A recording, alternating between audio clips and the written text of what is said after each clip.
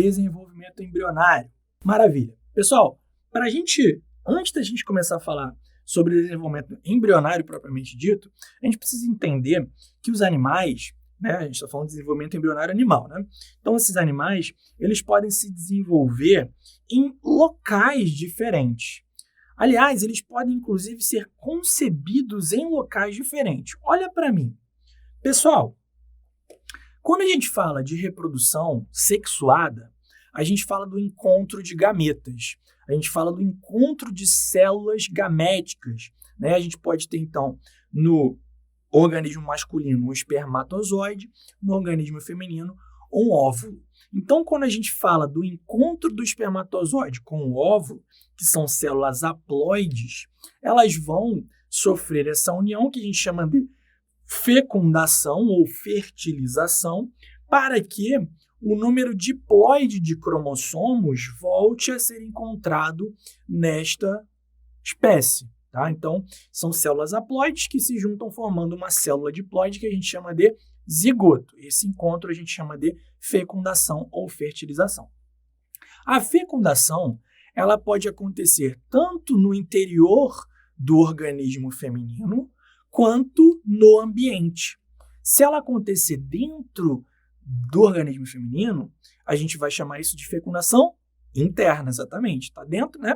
Se for fora do organismo feminino, fecundação externa, tá? Então, dependendo do tipo de fecundação, isso vai gerar certas consequências. Por exemplo, quando dois sapinhos, o sapo e a sapa, vão lá, se encontram, fazem coisinhas, né? Fica lá se esfregando lá no amplexo, que a gente chama, né, dos anfíbios, estão lá fazendo uns negocinhos, aí rola a liberação dos gametas na água. Então, veja que é uma reprodução com fecundação externa associada a ambientes aquáticos. Na verdade, a fecundação externa no reino animal, ela vai depender de água, porque o gameta masculino é móvel. Ele tem lá o seu flagelinho, então ele vai movimentar esse flagelo e vai nadando na água. Então, lá nos anfíbios, a fêmea libera os óvulos, o macho libera os espermatozoides, aí rola aquela espuma ali, né? Aliás, o pessoal que vive aí em regiões próximas à Mata Atlântica, né? Vocês às vezes encontram em alguns recuozinhos, né, umas pocinhas assim com uma espuma. Aquela espuma ali normalmente é desova de sapos, desova de anfíbios. Então esses gametas se encontram, né, nessa água, nessa espuma, e acontece a fecundação externa, beleza? Vem aqui no slide. Nessa fecundação externa, então, consequentemente, os ovinhos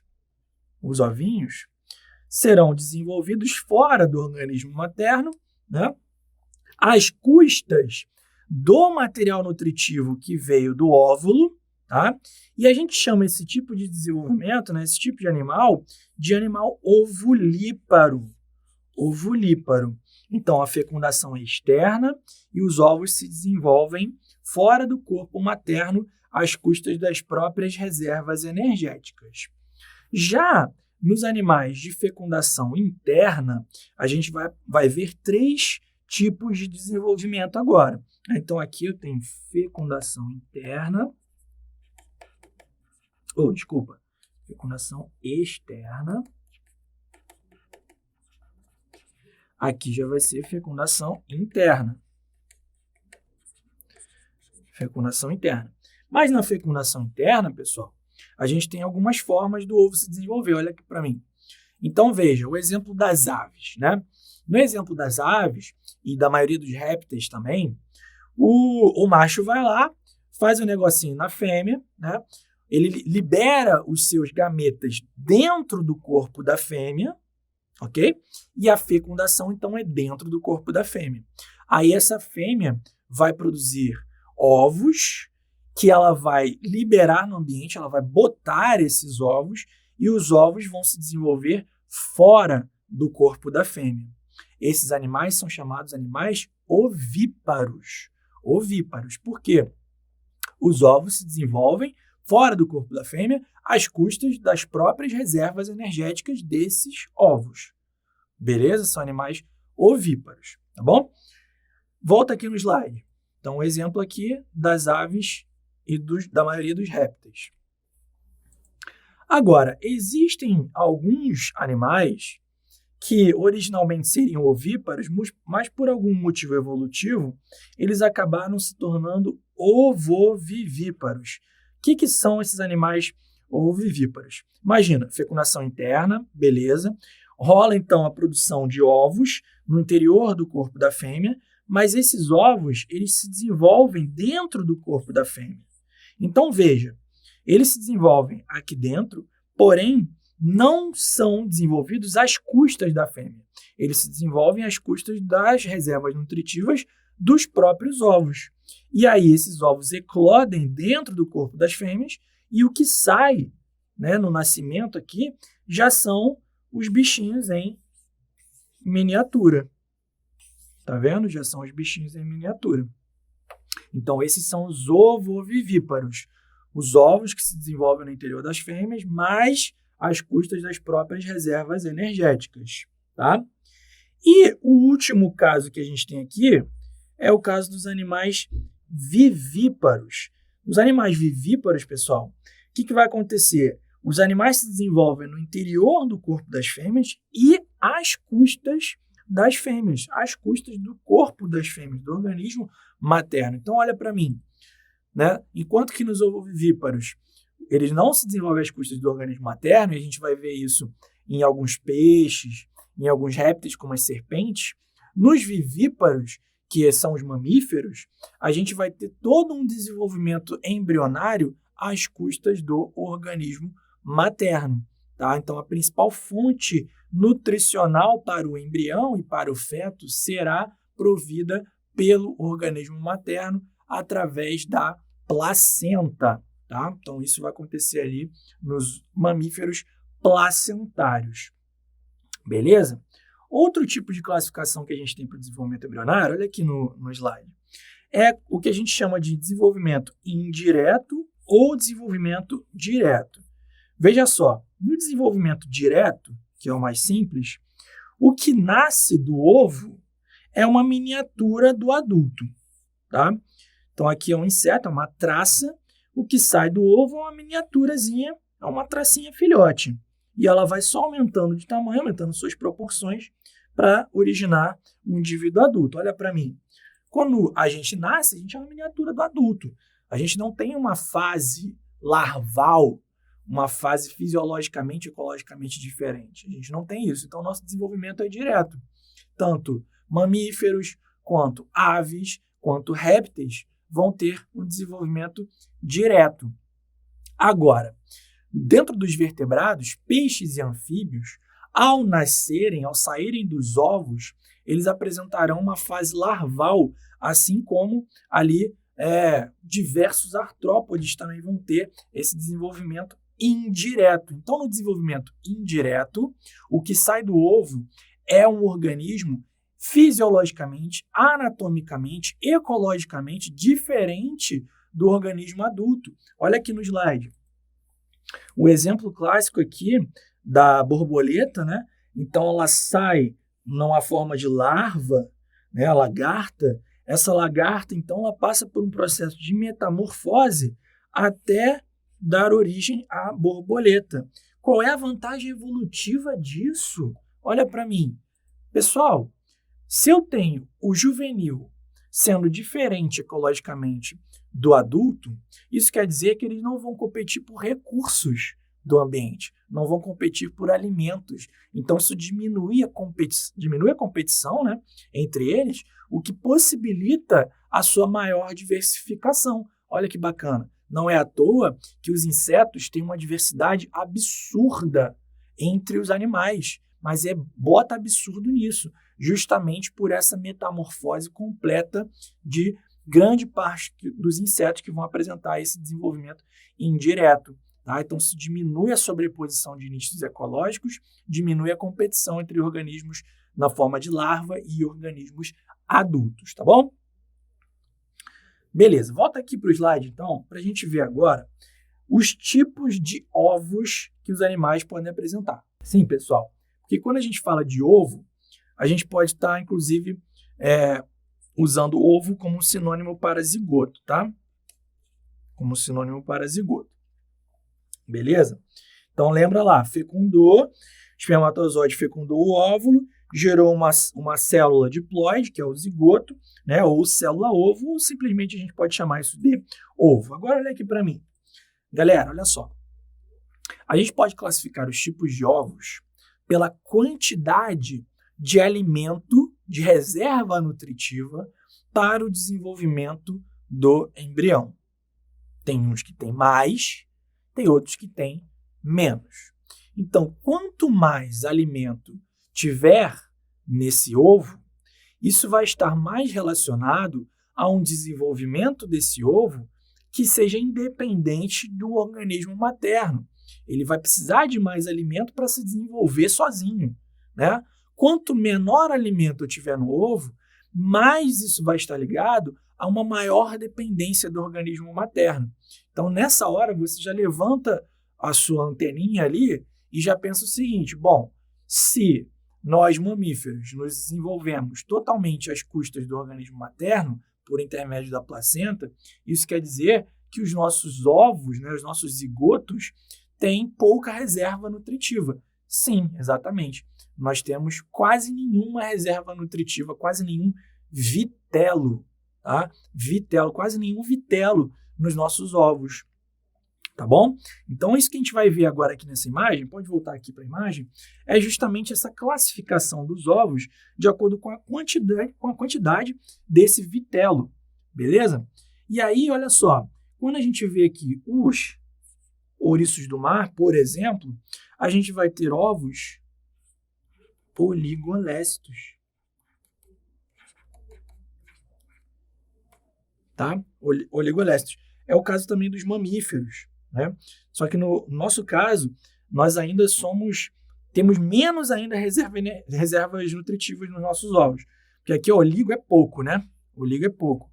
No caso dos mamíferos placentários, os nossos ovos podem ser chamados de alésticos. É quase nenhuma reserva, né, vitelínica, quase nenhum vitelo, beleza? Outro exemplo aqui, ó, nos anfíbios, a gente vai ter ovos heterolésticos.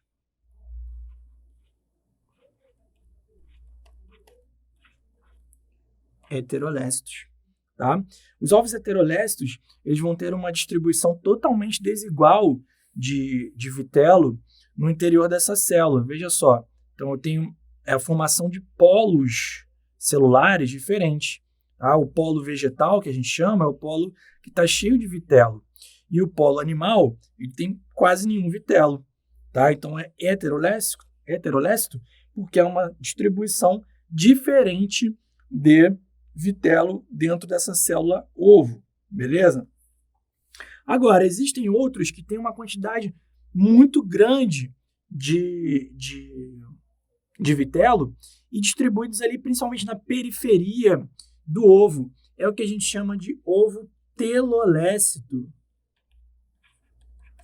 Telolécito, que nós vamos ver nas aves e nos répteis, né? Então, lembra que eu falei, volta aqui para mim, lembra que eu falei que quanto mais vitelo tiver no ovo, isso vai estar mais ligado ao tempo que esse animal, esse embrião vai ficar se desenvolvendo fora do corpo materno. Então, você pensa, o ovo de uma ave, o ovo de um réptil, ele precisa ter toda a reserva energética para poder se desenvolver, né? Para poder sair ali o filhotinho dali de dentro.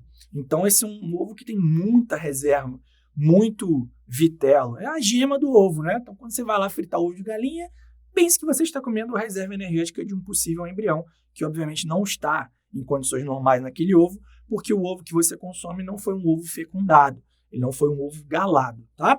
Mas as reservas estão ali. A reserva vitelínica é a gema do ovo, tranquilo? Agora, por que o ovo de um anfíbio, que também é um animal que vive, que se desenvolve fora, né? O embrião se desenvolve fora do corpo da fêmea, por que ele não é telolécito? Por que ele é heterolécito? Por que ele tem menos vitelo do que um ovo telolécito, um ovo de réptil ou de ave? Porque ele rapidamente eclode numa forma larval. Então, o ovo do anfíbio fica menos tempo sendo mantido por aquele vitelo, porque rapidamente sai a larvinha que vai conseguir se alimentar, entendeu? Tanto o anfíbio quanto o peixe, né? No caso do anfíbio, a forma larval vai ser o girino, no caso do peixe vai ser o alevino, tá bom? É a forma larval. Maravilha? Volta aqui no slide. E o último tipo aqui de ovo, em relação à quantidade de vitelo, é o ovo centrolécito. Centrolécito, que tem bastante vitelo também, concentrado na região central desse ovo. Como exemplo, nós vamos ter os insetos, tá bom? Agora, existe uma outra classificação desses ovos de acordo com as clivagens, de acordo com as divisões celulares, com as segmentações. E aí, nesse primeiro caso aqui, eu vou ter, como todas as células se dividem, tá vendo? Aliás, o zigoto se divide e depois todas elas continuam se dividindo. Toda a região desse ovo continua se dividindo. Então, aqui, eu vou ter um ovo de segmentação holoblástica. Holoblástica. Uma segmentação holoblástica igual, né? É uma clivagem completa, todas as células estão se dividindo ali, né? E toda a região, né, do ovo está sendo dividida e são divisões iguais, produzem blastômeros de tamanhos iguais, né? Já nesses ovos aqui heterolécitos, eu vou ter uma segmentação holoblástica, ou seja, completa, né? Clivagem completa, porém desigual, pois ela vai produzir blastômeros de tamanhos diferentes, tamanhos de células diferentes, né? Então, por isso ela é holoblástica desigual. Já nos ovos telolécitos, eu vou ter uma segmentação meroblástica.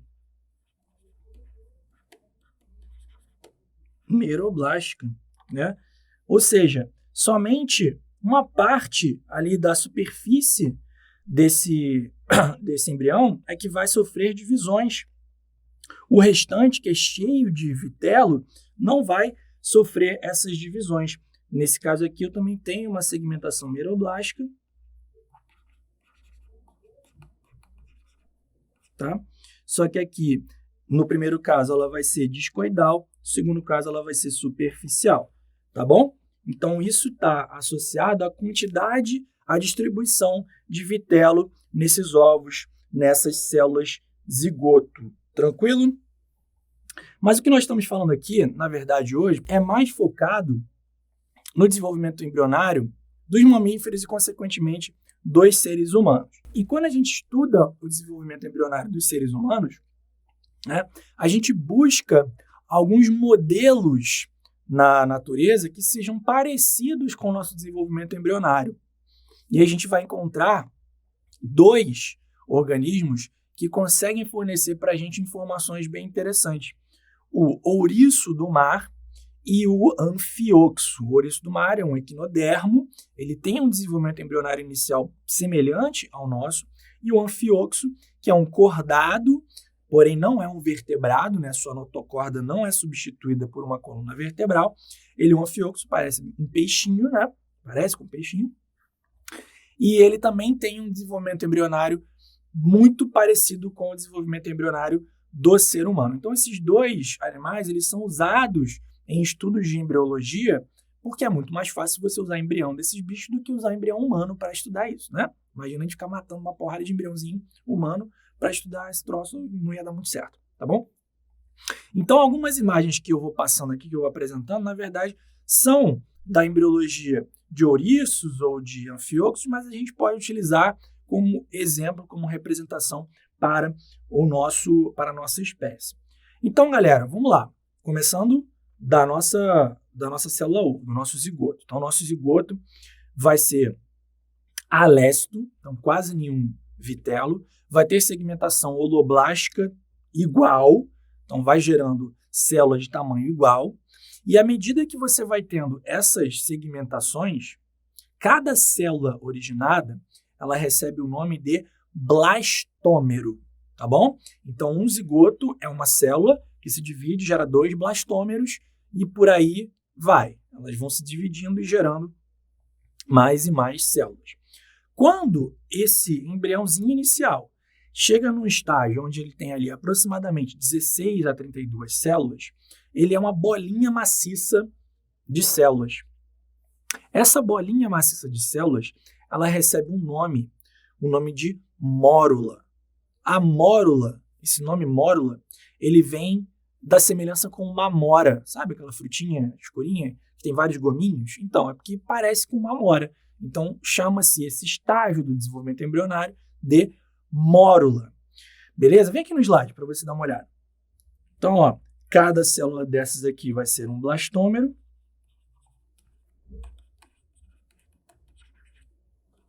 Tá? E nesse estágio aqui eu tenho a mórula. Mórula. Beleza? Então, aqui eu tinha o zigoto. Começo a ter divisões celulares. E aí eu chego no estágio de mórula. A mórula, então, é uma bola maciça. Tá? Já o estágio seguinte, a mórula, já vai ser uma bola oca. Essa bola oca, a gente dá o nome de blástula. Blástula. Então, olha aqui para mim. Imagina uma bolinha assim, maciça. Aí, a proliferação das células faz com que ela abra uma cavidade no seu interior. E ela vira uma bolinha oca. Essa bolinha oca é a blástula. Tá? A blástula, no seu interior, vai ter, então, uma cavidade chamada blastocele. Cele acaba sendo sempre um indicativo de cavidade, tá? Então, blastocele vai ser ali a cavidade do interior da blástula. Agora, no ser humano, nos mamíferos, a fase de blástula recebe um nome um pouquinho diferente, que é o blastocisto. O blastocisto é a blástula do ser humano. E é justamente nessa fase de blastocisto que a gente vai encontrar as verdadeiras células tronco embrionárias. Então, quando tem lá aquele negócio de pegar um embrião para retirar células tronco, enfim, né, e todas as suas implicações, é nessa fase de blástula, no estágio ali de cerca de 32 células, né, o blastocisto, que você vai encontrar essas células tronco embrionárias. Volta aqui para o nosso slide. Tá? Essas células que envolvem o blastocisto, né, elas são o que a gente chama de trofoblastos, são as células externas. Tá? E essa parte aqui é que seria efetivamente ali as células que vão dar origem ao embriãozinho. Tá? Maravilha. Da blástula, que é esse estágio aqui, essa bola oca, a gente vai ter um próximo estágio, né? Então aqui é blástula, a gente vai ter um próximo estágio que a gente vai chamar de gástrula. Olha para mim, cara, é muito nome, né? Mas olha para mim. Então eu tenho uma bolinha oca, que é a blástula, no nosso caso é o blastocisto, e aí imagina agora essa bolinha sofrendo uma invaginação para o seu interior, né? Imagina um tubo assim, ó, um blastocisto, tá?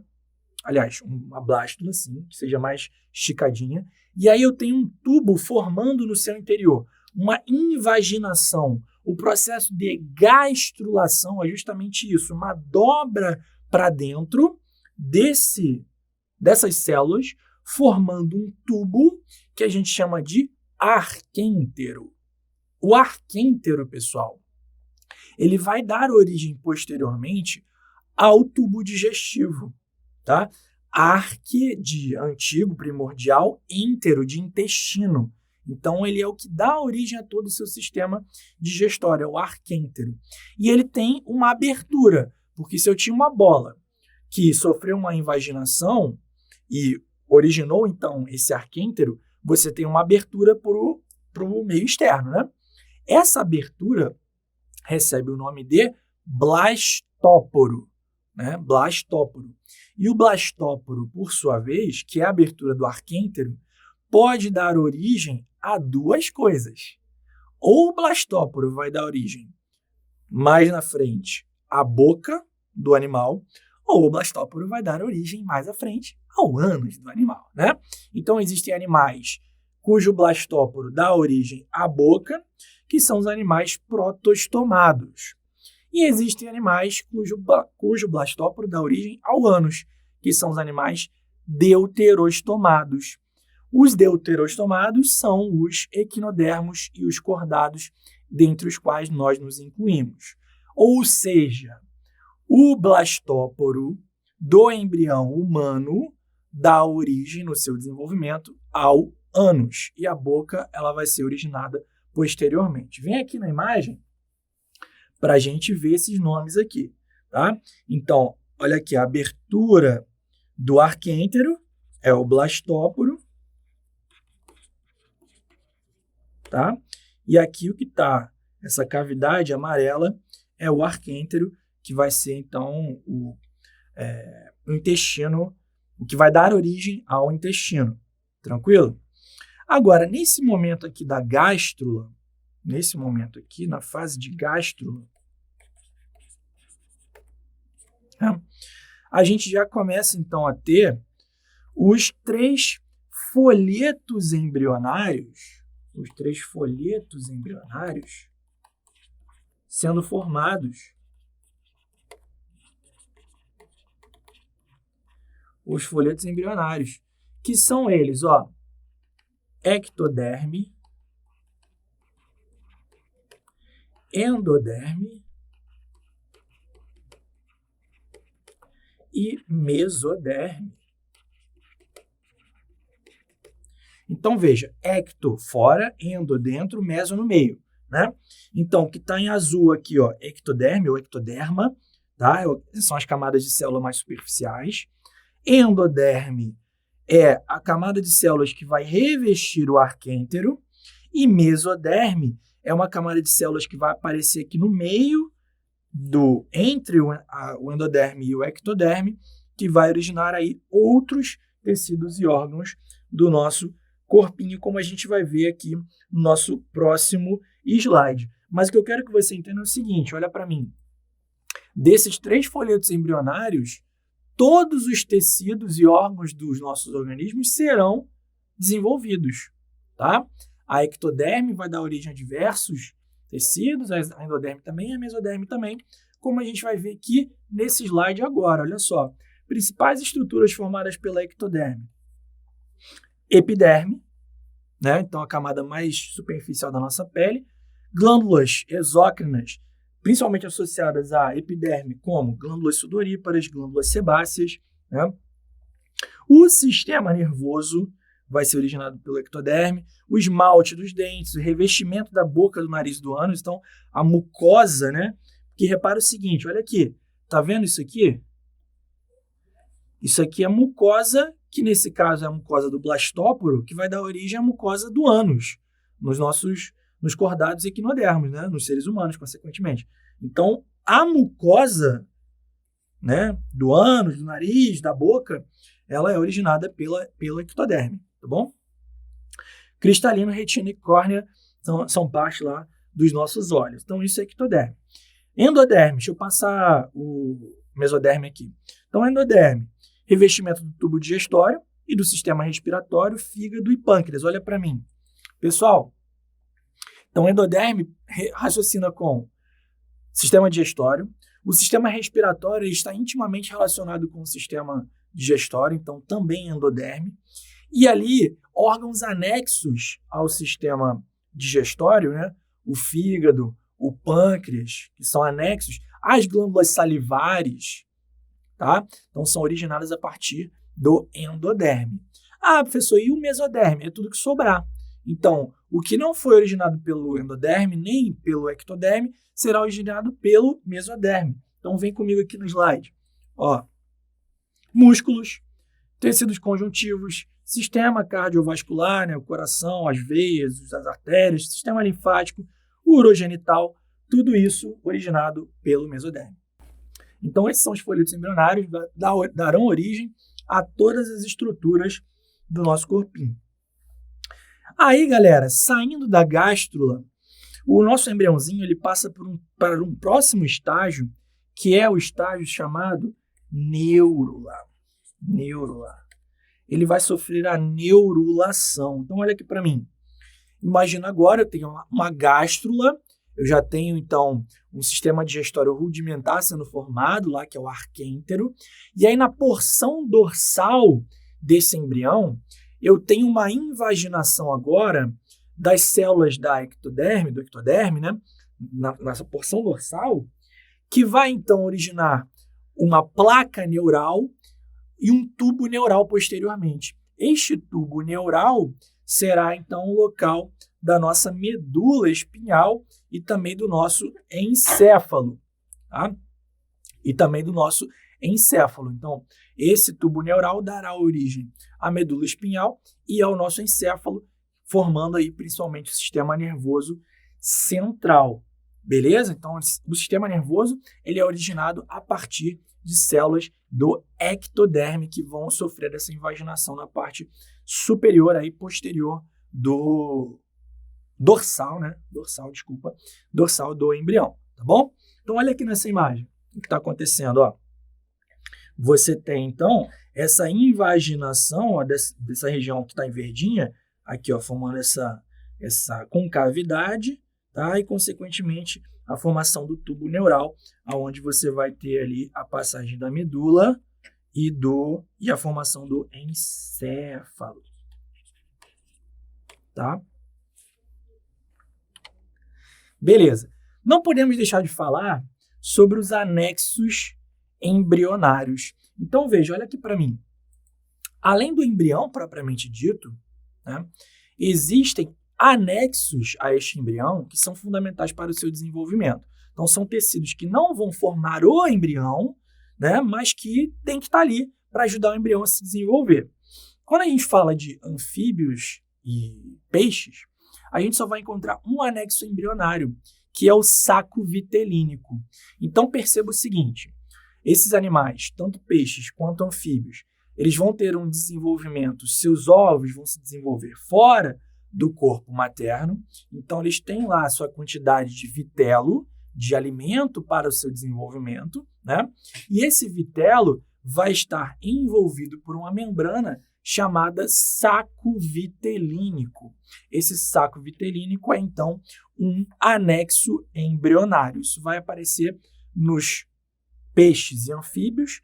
E quando a gente já vai olhar de répteis para frente, répteis, aves e mamíferos, a gente já vai encontrar outros anexos embrionários que vão ter outras funções específicas. Porque, evolutivamente, quando a gente fala sobre a evolução dos vertebrados, a gente vê que os répteis eles têm um rompimento evolutivo em relação aos anfíbios, que eles conseguem se desvincular da água do ambiente para a sua reprodução. E isso ocorre principalmente pelo surgimento do ovo amniótico, né? E esse amnio é justamente um desses anexos embrionários que aparece ali nos répteis e permanece também em aves e mamíferos, tá bom? Olha aqui para essa imagem. Nessa imagem a gente tem um ovo, né, de uma ave, tá? Um ovo de uma ave, e essa imagem mostra, então, esses anexos embrionários. Então, o saco vitelínico, que está aqui envolvendo, olha, o vitelo, o alimento para esse animal, tá? Que tem vários vasos sanguíneos para transportar esses nutrientes para o embrião, beleza? O alantoide, tá? O alantoide, cadê o alantoide? Está aqui, ó. O alantoide, que juntamente com o córeo terão funções ali associadas à respiração desse embrião, porque olha para mim, né? Imagina, o ovo está lá fora do corpo materno, o bicho tem que respirar, não tem? Ele vai pegar o ar de onde? Do ambiente, o ovo é poroso. Então, o alantoide e o córion, formando o alantocórion, né, eles conseguem fazer com que essas trocas gasosas ocorram de uma forma mais eficiente entre o ambiente e o embrião. Então, o alantoide e o córion estão associados a essa respiração. Mas, além disso, o alantoide tem uma outra função muito importante, que é a de captação e retenção dos excretas desse embrião em formação, principalmente de ácido úrico. Tá? Ele vai acumulando esse ácido úrico, né, nas suas células ali do alantoide, e esse ácido úrico ajuda, inclusive, a fragilizar a casca do ovo, possibilitando que, posteriormente, esse animal consiga romper a casca do ovo e nascer. Tá? Então, o alantoide vai ter esse papel. Por outro lado, o córion, ele tem um papel de proteção, tá? Ele vai ajudar a proteger esse embrião, ele vai envolver todo o embrião e todos os anexos embrionários também. O córion vai ajudar nesse papel, tá? E o último, porém não menos importante, anexo embrionário é o âmnio, né? O âmnio protege o embrião em uma cavidade cheia de líquido que amortece choques mecânicos. Olha aqui, ó. Tá? Ele vai proteger ali o embriãozinho. Olha aqui para mim. Pessoal, a bolsa amniótica, o saco amniótico, o âmnio, né, cheio de líquido, isso é muito bonito, gente, porque isso mostra, né, uma relação evolutiva nossa com ambientes aquáticos. O nosso embrião, ele se desenvolve na água, a água que está dentro do saco amniótico. Então, isso mostra para a gente claramente que os nossos antepassados, né, evolutivos eram animais aquáticos que foram gradativamente conquistando a independência do ambiente aquático para a reprodução, o que aconteceu definitivamente com os répteis com o surgimento do âmnio, entendeu? Então, esse âmnio protege o embrião, evita a desidratação desse embrião, porque tem água ali, protege contra choques mecânicos, né? E aí, quando, por exemplo, a mulher que está grávida, né? Ela tá lá com aquele barrigão, 9 meses e tal, aí rola aquele, oh meu Deus, rompeu a bolsa, né? Quando rompe a bolsa, e aí sai aquele líquido ali escorrendo pelas perninhas da mulher, aquilo é o quê? É a bolsa amniótica, que tem esse líquido que mantém ali o bebezinho ali dentro, amarradão, nadando para lá e para cá, sacou? Então é justamente esse anexo embrionário que rompe ali nos momentos que precedem o parto. É sinal que o moleque está querendo meter o pé já, tá bom? Então são esses, vem aqui no slide de volta, são essas aqui as membranas extraembrionárias, ou anexos extraembrionários, que vão atuar ali auxiliando o desenvolvimento embrionário. Agora, repara outra coisa. Pessoal, volta para mim. Olha só, a gente já falou no início dessa aula que dependendo do tipo de desenvolvimento, o embrião vai ter menos alimento, né, no seu ovo. E eu dei o exemplo dos mamíferos placentários. Por quê? A nossa alimentação embrionária ela é feita pela placenta. Então, concorda comigo que o saco vitelínico nos mamíferos placentários ele vai ter pouca função, então ele é pouco desenvolvido. Assim como o alantoide, né, também é pouco desenvolvido. Por que isso? Porque a respiração e a excreção do embrião também serão feitas pela placenta. Mas a presença de um saco vitelínico e de um alantoide pouco desenvolvidos no embrião humano também indica uma relação evolutiva em que ancestrais nossos tinham esses anexos embrionários mais desenvolvidos. E ao longo da evolução, a seleção natural tratou de reduzir o gasto com esses anexos embrionários, porque não adianta você gastar com uma coisa que não vai ser necessária, não é verdade? Então, eles são vestigiais, digamos assim, tanto o saco vitelínico quanto o alantoide no nosso embrião. Volta aqui para o nosso slide.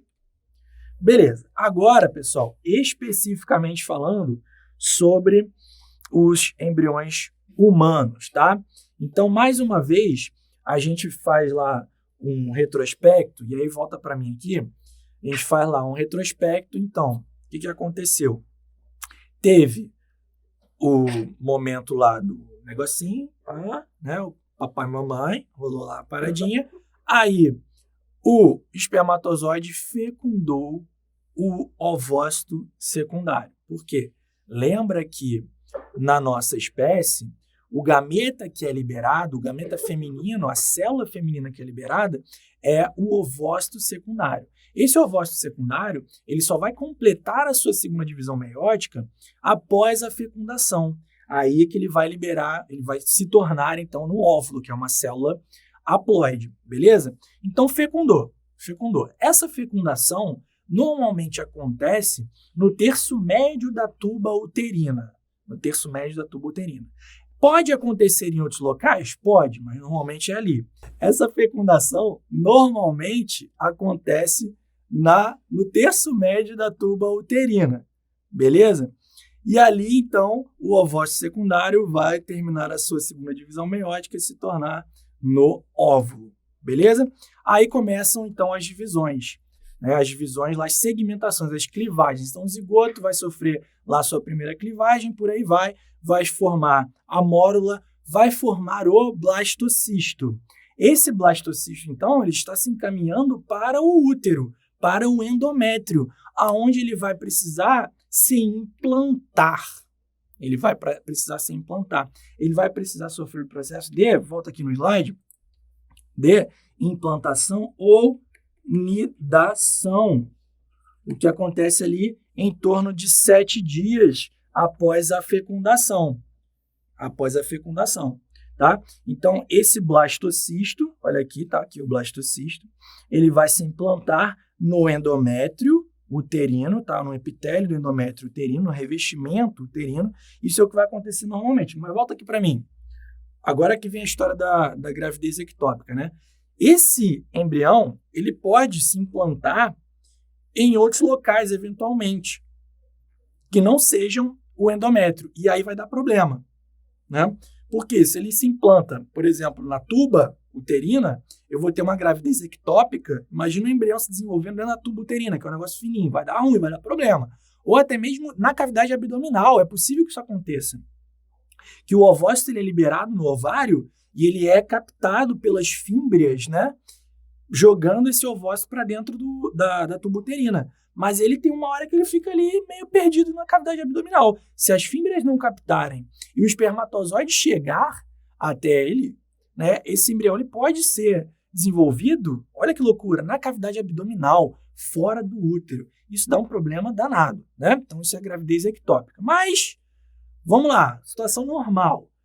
O embriãozinho foi, 7º dia mais ou menos, implantou no endométrio, na parede do útero, no processo de nidação. Então, implantou lá o blastocisto. Aí você volta aqui para a nossa imagem.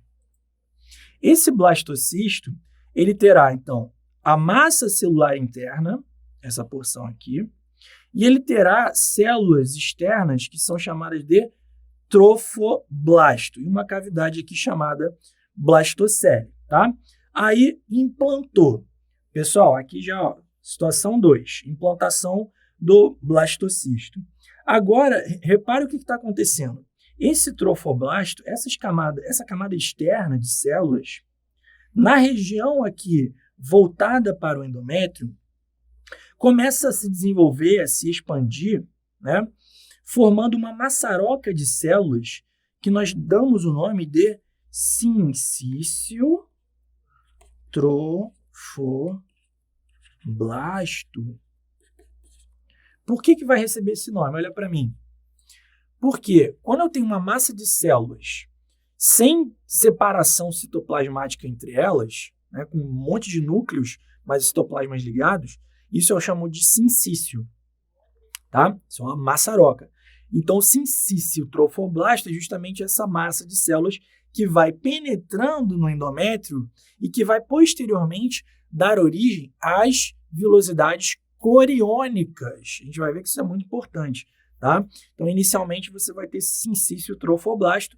A parte do outro lado do trofoblasto, ela continua sendo trofoblasto, ela recebe o nome agora de citotrofoblasto. São nomes complicados, mas fazem sentido, né? Já a massa celular interna, que vai dar origem ao embrião, ela agora está dividida já em duas partes, o epiblasto e o hipoblasto, tá? E é o epiblasto, efetivamente, que é a parte da massa celular interna que vai gerar o embriãozinho, tá? Então, vem aqui de novo na imagem. Olha só. Então, essa massa celular interna, ela é chamada, inclusive, o conjunto, né, do epiblasto e do hipoblasto, a gente chama de embrioblasto. Mas quem vai originar efetivamente o embrião é o epiblasto, tá bom? Agora, repare o seguinte, à medida que esse sincício trofoblasto vai se desenvolvendo mais, ao mesmo tempo, vasos sanguíneos maternos também vão se desenvolvendo ali no endométrio.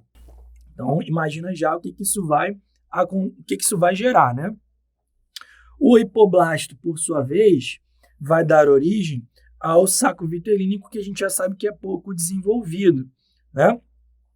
O citotrofoblasto vai dando origem ao córion, que vai envolver todo esse embrião, né? E vai ter ali um papel de proteção. O epiblasto, por sua vez, começa ali a apresentar, do lado voltado para o endométrio, a cavidade amniótica, né? Então, o âmnion vai envolver ali o epiblasto, que é o futuro embrião, beleza? Nessa outra fase aqui, que já seria a gastrulação, eu já vou ter, então, a formação dos 3 folhetos embrionários desse embriãozinho, ectoderme, mesoderme e endoderme embrionários, né? O saco vitelínico, que vai ser pouco desenvolvido, assim como o alantoide também, né? O âmnion, que vai envolver esse embrião, ali formando uma cavidade cheia de líquido, protegendo esse embrião contra choques mecânicos e contra desidratação, e o córion, que também vai envolver esse embrião, ajudando ali na sua proteção. E nesse momento, veja que eu já tenho esse sincício trofoblasto bem mais desenvolvido, junto com vasos sanguíneos da mamãe, tá? Do útero da mamãe. Agora, pessoal, olha aqui para mim. Galera, esse sincício trofoblasto, então, que está cada vez penetrando mais no endométrio, ele vai ter, então, esses prolongamentos que nós damos o nome de vilosidades coriônicas. Coriônicas de córion, né? Então, essas vilosidades coriônicas serão, olha que coisa linda, serão a parte fetal da placenta. Porque a placenta é um órgão que tem tecido fetal e tecido materno. Ela é um órgão conjunto, né? Tecido materno será ali o endométrio, junto com vasos sanguíneos, e o tecido fetal, essas vilosidades coriônicas. E aí são justamente essas vilosidades coriônicas que vão produzir o hormônio da gravidez, que é o beta-HCG, que é a gonadotrofina coriônica. Olha só.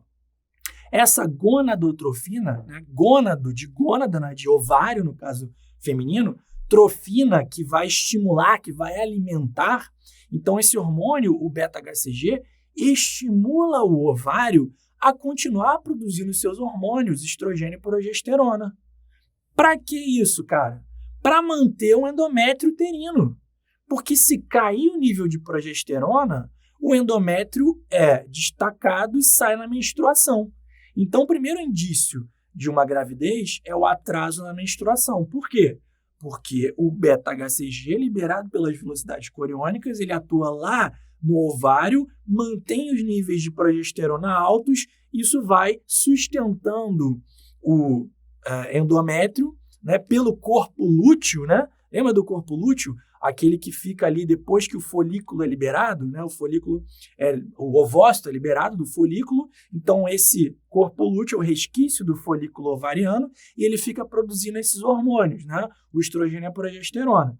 Se você não tiver uma gravidez, ele vai regredir e vai ser reabsorvido lá no ovário.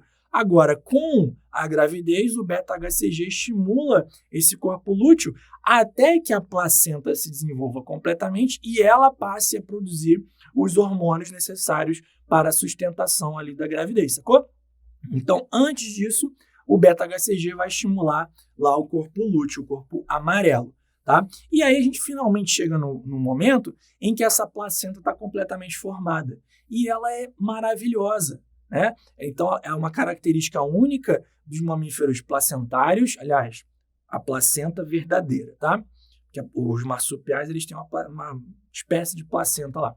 Então, no caso dos mamíferos placentários, eles terão essa placenta que vai fazer ali toda a nutrição do embrião e do feto, porque existe uma proximidade ali, uma relação muito íntima entre os vasos sanguíneos do feto e os vasos sanguíneos maternos. Mas veja, em condições normais, não há mistura de sangue. O sangue fetal não mistura com o sangue materno, em condições normais.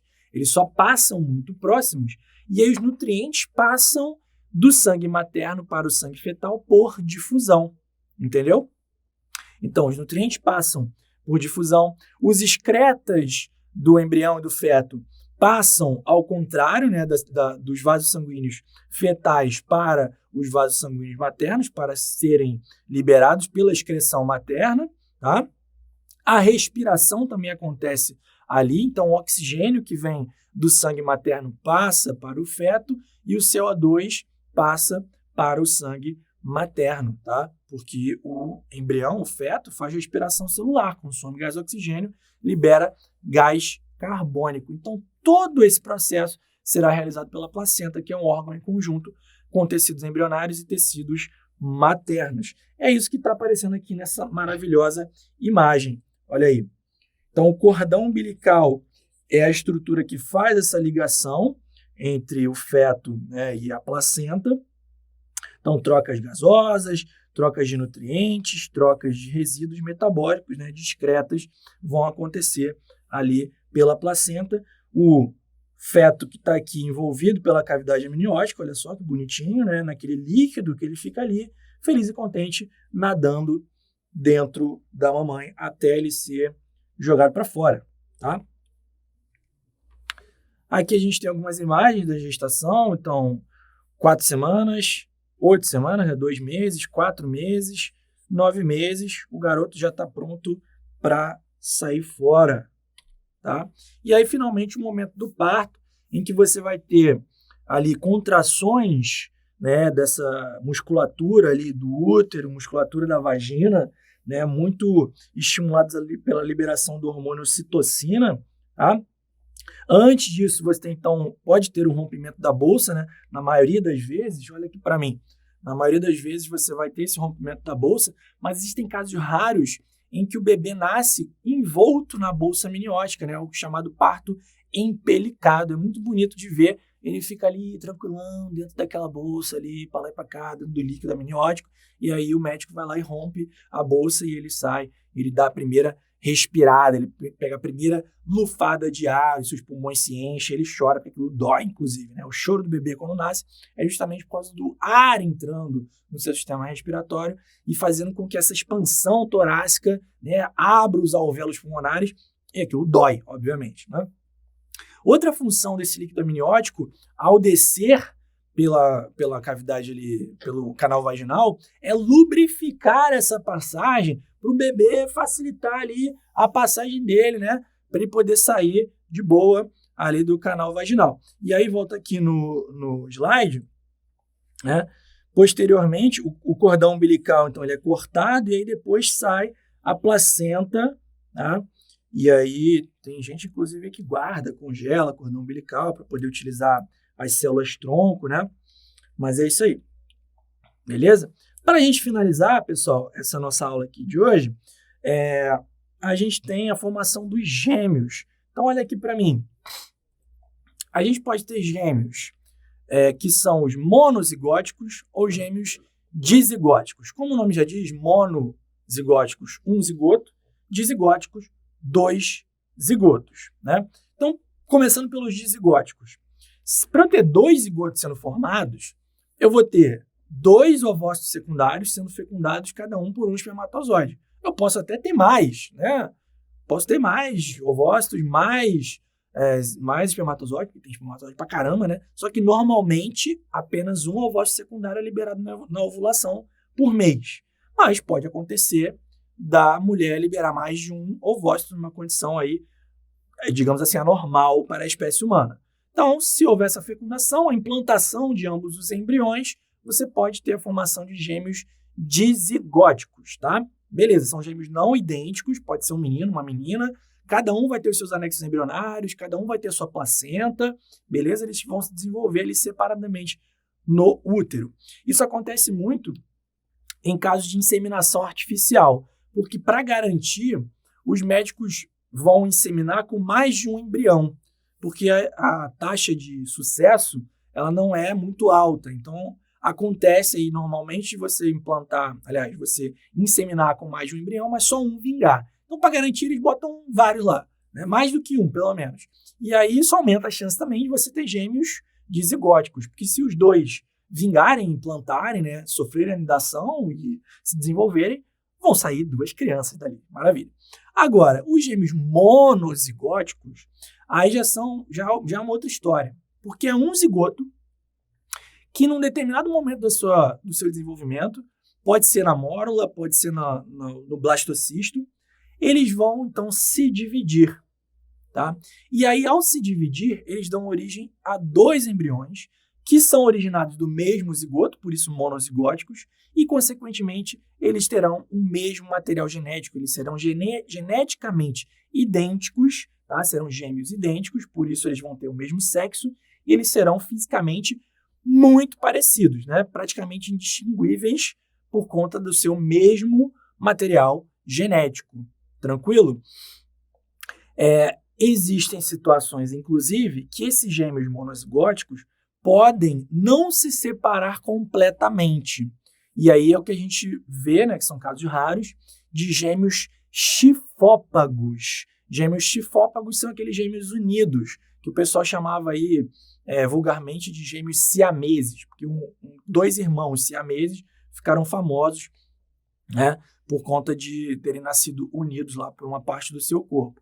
Tá? Então, isso é uma situação grave, né, que, inclusive, em alguns casos pode rolar cirurgia, outros casos uma cirurgia pode matar um dos dois, e em outros casos uma cirurgia pode matar os dois. Então, uma situação aí bem dramática. Mas olha aqui na imagem. Então, nos gêmeos monozigóticos, eu tenho um embrião com 2 células que pode, então, sofrer uma separação, originando 2 blastocistos. Cada blastocisto se implanta num local diferente do útero, e aí ele vai ter lá os seus anexos embrionários separados, tá? Mas ele vai ter embriões semelhantes geneticamente, tá? Então, esse aqui é o caso dos gêmeos monozigóticos, beleza? Galera, então volta aqui para mim. Olha só, a gente vai terminando por aqui a nossa aula de hoje.